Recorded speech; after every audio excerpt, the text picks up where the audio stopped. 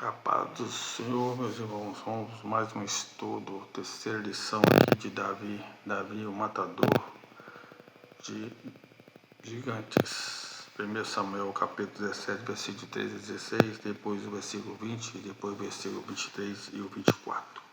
Foram seus 3 filhos mais velhos de Jessé, e seguiram a Saul à guerra, e eram os nomes de seus 3 filhos que foram à guerra: Eliabe, o primogênito, e o segundo Abinadab, e o terceiro Samá. E Davi era o menor, e os 3 maiores seguiram Saul. Davi, porém, ia e voltava de Saul para apacentar as ovelhas de seu pai em Belém. Chegava-se, pois, o filisteu pela manhã e à tarde, e apresentou-se por 40 dias. Davi então se levantou pela manhã bem cedo e deixou as ovelhas a um guarda, e carregou-se e partiu, como Jessé lhe ordenara. E chegou ao lugar dos carros, quando já o arraial saía em ordem de batalha, e a grifos chamavam a peleja. E estando ele ainda falando com eles, eis que vinha subindo do exército dos filisteus um homem guerreiro, cujo nome era Golias, o filisteu de Gate, e falou conforme aquelas palavras, e Davi as ouviu. Porém todos os homens de Israel, vendo aquele homem, fugiam de diante dele, e temiam grandemente. Introdução. O desafio de Davi com relação aos gigantes filisteu representa a luta espiritual travada entre o jovem cristão e o mundo, a carne e o inimigo de nossas vidas. Para alcançarmos a tão almejada vitória, devemos seguir o exemplo de Davi, resistindo ao inimigo e vencê-lo em Cristo Jesus. Tempos difíceis, cercados por todos os lados. Os dias que antecederam a batalha entre Davi e Golias foram marcados por provocações. O exército israelita, uma forma muito comum e de disputa utilizada naqueles dias, era os exércitos ficavam frente a frente, enquanto um valente de cada lado se posicionava para uma disputa solo. O vencedor dava ao seu exército o sabor de vitória ao perder a humilhação, as baixas humanas e as materiais. Ao ouvir os gritos de Golias no vale de Elá, os israelitas tiveram muito medo. 1 Samuel 17:11.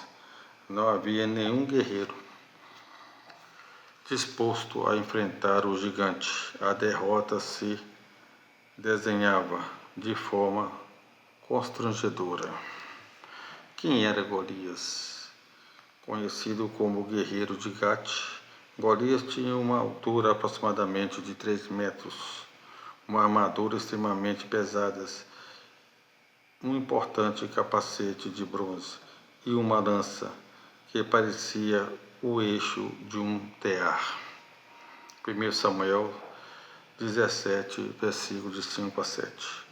Era a imagem da força humana, desejada pelos mais habilidosos exércitos da época, o símbolo da força que repousa sobre competências humanas. Porém, a Golias faltava algo. O Deus soberano não era com ele. Golias diariamente perseguia e zombava das situações envolvendo o povo de Israel. Seu objetivo era desmoralizar Israel e assim vencer uma batalha célebre Foram 40 dias de insultos, provocações e muitos medos entre os israelitas, que diariamente eram lembrados da sua grande fragilidade. Golias chamava-os para o embate, mas todos estavam conscientes de suas dificuldades frente às provocações do gigante. Mais do que a confiança em sua própria força, faltava a Golias o entendimento de que a força verdadeira vem do Senhor. Samuel 18:32. Quando confiamos em Deus, jamais seremos envergonhados. Romanos 10:11. A bênção e a maldição. Israel passava por tempos difíceis. O rei já não era mais alguém motivador. O povo já não tinha a esperança de outrora. Mas qual o motivo de tudo isso? Longe de um fato ou outro, a verdadeira causa de tal situação repousava nas más escolhas. Saul escolheu não mais obedecer a Deus. O povo escolheu as referências.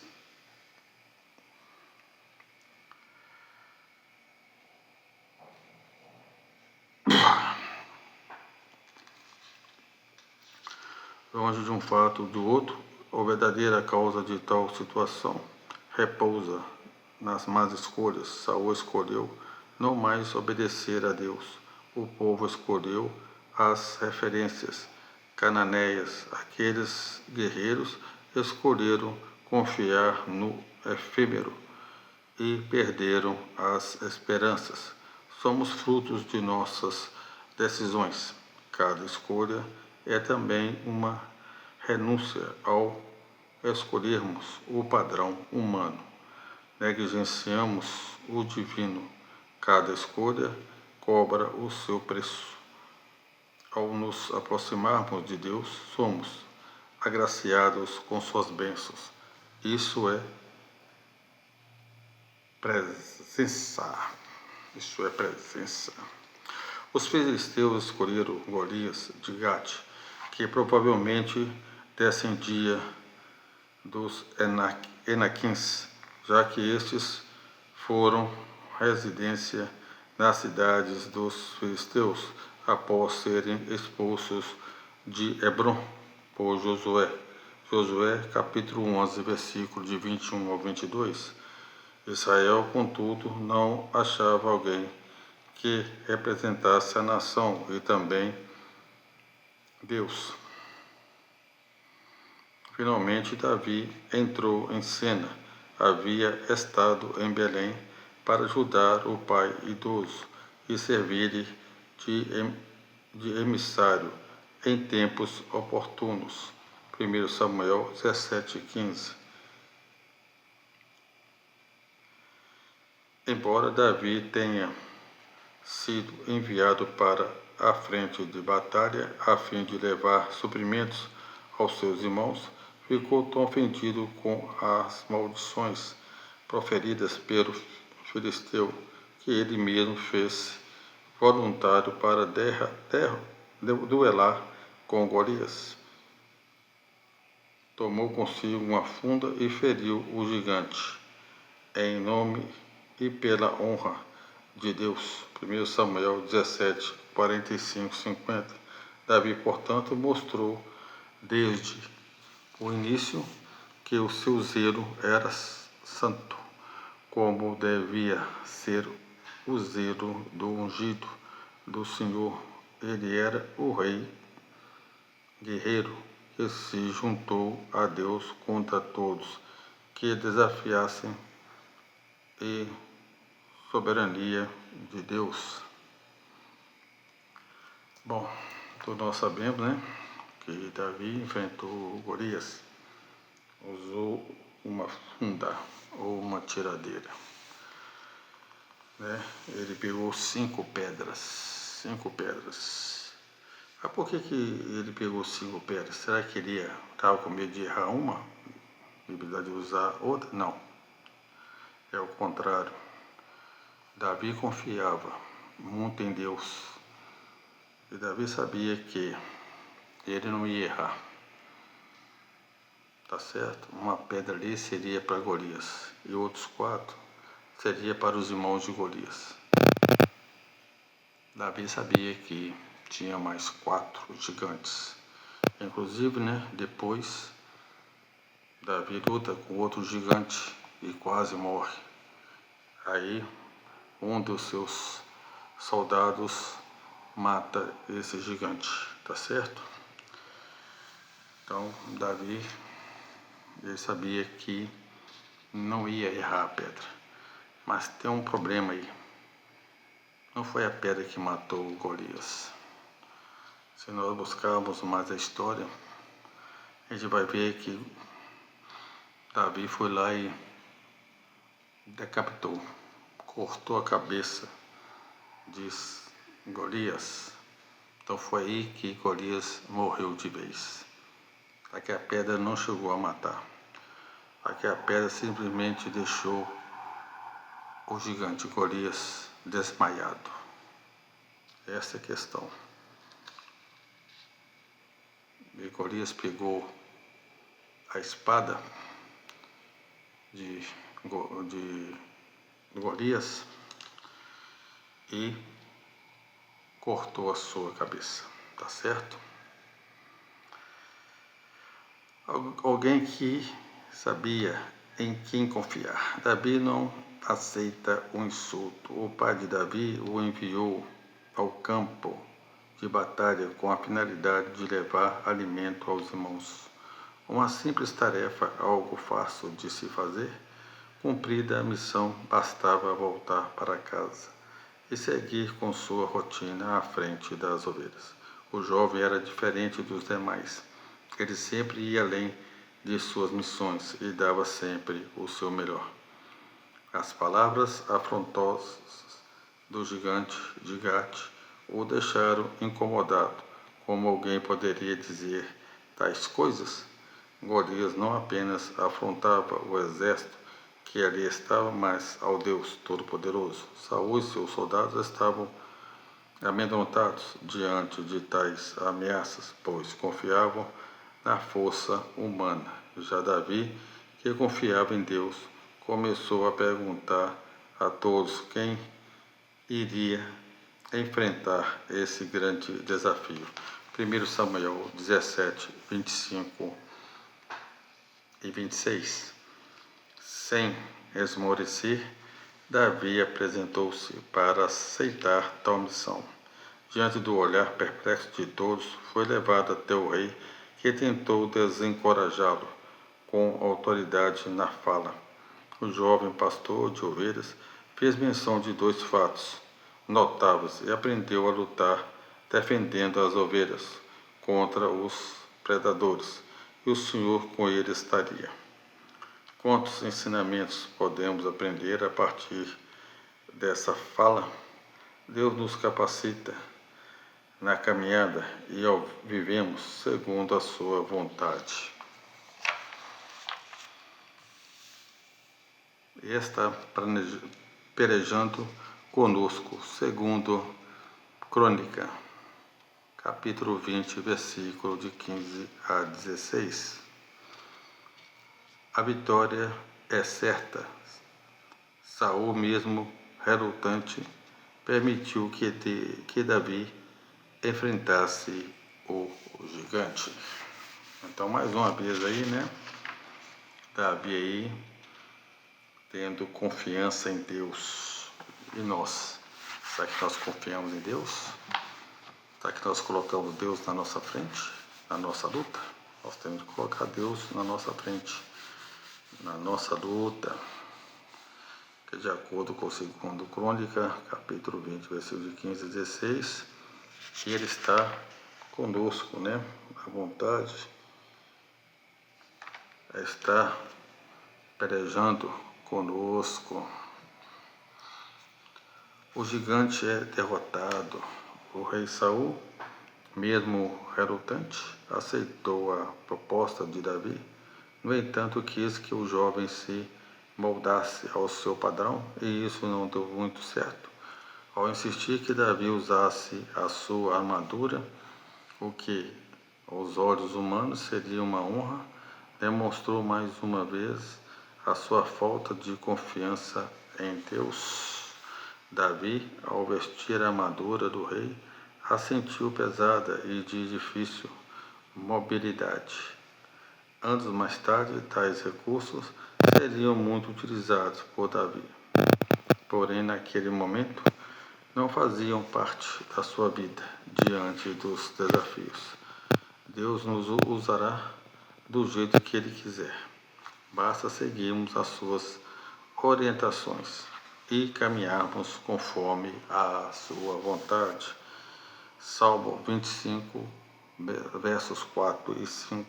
Davi tirou aquela pesada armadura, foi a um córrego, pegou 5 pequenas pedras e com sua funda foi ao encontro de Golias. 1 Samuel, capítulo 17, versículo 40. Tal visão deixou o guerreiro ofendido. Achou que era uma provocação diante dele um garoto com pedras e vestido com roupas cotidianas de um pastor de ovelhas. As ofensas proferidas então pelo gigante não assustaram Davi, mas abriram as portas para que a sua fé no Deus de Israel fosse ainda mais vivida.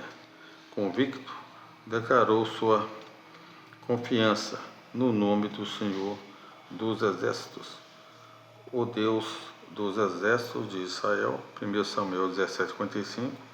O desfecho dessa história é conhecido por todos nós. O Senhor entregou o gigante em suas mãos. Golias foi derrubado com uma pedra certeira na sua testa. Teve a cabeça cortada com a sua própria espada. Os inimigos foram derrotados. Naquele dia, os israelitas e os filisteus puderam conhecer mais sobre o poder de Deus. A confiança em Deus. A confiança de Davi no poder de Deus fez toda a diferença na luta contra Golias. E o exército filisteu, o filho de Jessé, sabia de suas fragilidades, mas tinha total confiança de que Deus era com ele, evidenciando a profundidade de sua fé e a qualidade do seu relacionamento com o Senhor. Em nossa trajetória também encontramos diversos Golias. Há momentos em que as adversidades se agigantam e parece que jamais serão dissipadas. Não desanime, assim como o Senhor foi com Davi, também será com você. Basta confiar nele e fielmente buscar a sua presença em sua vida. O jovem cristão e sua luta contra o mundo. Relativismo moral e religioso. Um dos Golias dos dias atuais é o relativismo, principalmente nos ambientes moral e religioso. O relativismo se refere a um sistema em que as verdades absolutas são questionadas e desvalorizadas, ou seja, estão sempre sujeitas aos pontos de vista de quem as observa. Sendo assim, não há certo ou errado. É a defesa do relativo e do quanto determinado sujeito se identifica ou não com uma causa. Nas escolas e faculdades, nas mídias e em todos os lugares onde há a interação entre pessoas, há uma forte mobilização para impor a ideias de que não existem verdades absolutas, pois tudo que pode ser verdade para alguém pode não ser para outros. Os discursos proferidos nesse sentido, em um primeiro momento, são carregados de frases de efeito, defesas superficiais e usados de uma forma que nem sempre refletem a realidade. O cristão deve se opor ao relativismo, segundo Timóteo, capítulo 3, versículo de 1 a 5, e buscar um posicionamento fortalecido em seu relacionamento com Deus, baseado no estudo bíblico. Salmo 119, 16.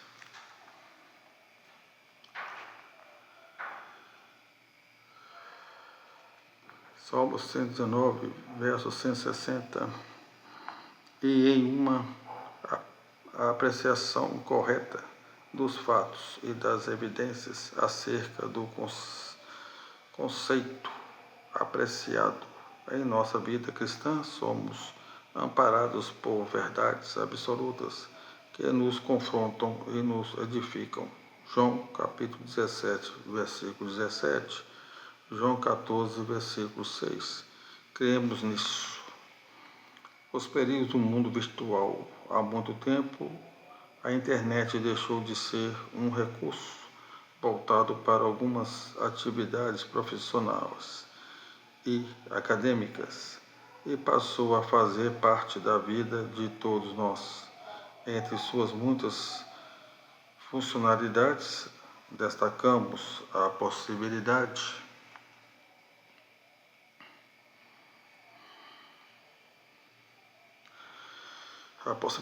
de interagir com muitas pessoas e darmos mais agilidade e eficiência a projetos pessoais.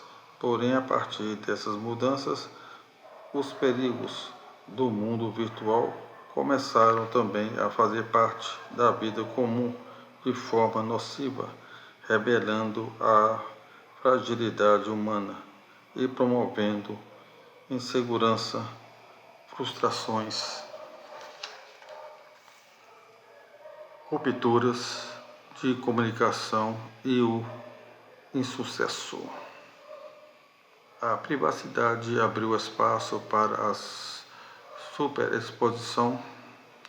Tudo é compartilhado, embora poucos são os conteúdos legítimos diante de tantos filtros, trends e fotos pinçadas de álbuns já sem memória disponível entre histórias e shorts que freneticamente deslizam nas telas. Vidas estão sendo enfraquecidas e sonhos sendo frustrados. Além dos prejuízos cognitivos, há também sérios problemas relativos aos conteúdos compartilhados, a multiplicação dos fake news, notícias falsas, que perseguições e ofensas, a relativização de tudo, as imagens nocivas, desde as idiotizações até as polêmicas e pornografia, enfim, uma realidade que não deve fazer parte da vida do cristão. Banalização da sexualidade. A sexualidade faz parte da natureza humana e foi, como todas as coisas, criada por Deus, porém, infelizmente, nos dias atuais, tem sido banalizada e distorcida, trazendo graves consequências. A nossa sociedade está cada vez mais sexualizada, levando as pessoas a verem no sexo e na busca por prazer o sentido das suas vidas. Aquilo criado para um fim, tudo para um fim tão nobre, Gênesis capítulo 2, versículo 24, foi distorcido e tem levado muitos à ruína. Há um movimento coletivo impondo uma pauta que explora preconceituosamente a sexualidade, levando a novas gerações a uma vida sexual pecaminosa e danosa. 1 Coríntios, capítulo 6, versículo 18. A vida cristã, para verdadeiramente usufruirmos essa bênção que Deus dá, devemos fugir dessas provocações. 1 Tessalonicenses, capítulo 5, versículo 22. Buscar no tempo certo um relacionamento conjugal dirigido pelo Senhor. Provérbios 18, 22. E viver uma vida de santificação. 1 Tessalonicenses, capítulo 4, versículo 3. Então, meus irmãos, Golias, gigante, nós estamos aí hoje cheios de gigantes, gigantes tanto na internet quanto na nossa vida, no trabalho, em casa. Nós estamos cheios de Golias. Nós temos que vencer esses Golias. E como vamos vencer esses Golias? Através do nosso Senhor Jesus. Assim como Davi confiou em Deus e derrotou aquele gigante, o Golias, assim somos nós. Nós temos de confiar em Deus para que possamos vencer esses gigantes, esses Golias. Fica na paz.